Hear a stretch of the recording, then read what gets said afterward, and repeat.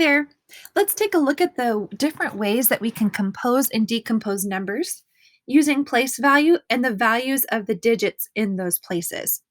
If you've never heard these words before, compose means to put something together and decompose means to take something apart. So we'll take a look at how we can do that using place value.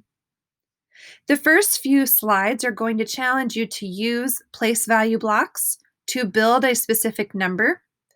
Then you're going to use your model to type in the value of each digit in each place value. All you need to do is double click on the white boxes below in order to type that value.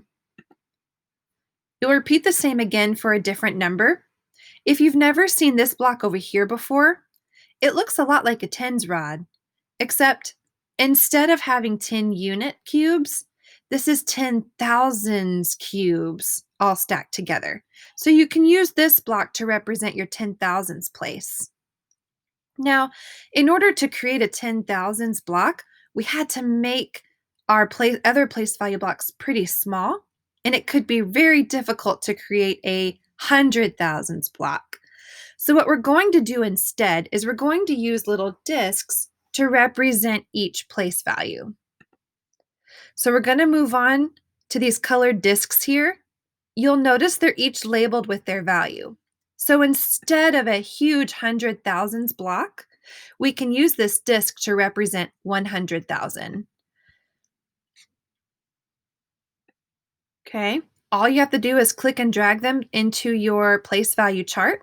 And again, you're going to write the values of the digits in the white boxes below. You'll repeat that for a new number. Again, just click and drag and write the values of the digits. Then you're going to look at this number that's being modeled by the place value discs, and you're going to determine what number it is and explain how you know. The next couple of tasks are giving you the values of the digits, and it's challenging you to build a model of those values. And you can use this place value chart up top to write the actual number in standard form.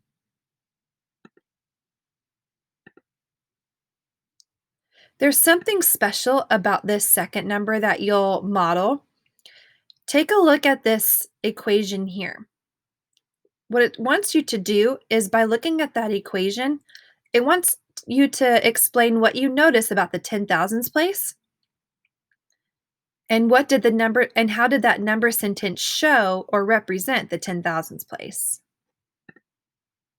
Next, you're going to continue practicing composing and decomposing the numbers into expanded form, which is what you see here, and standard form, which is what you see here.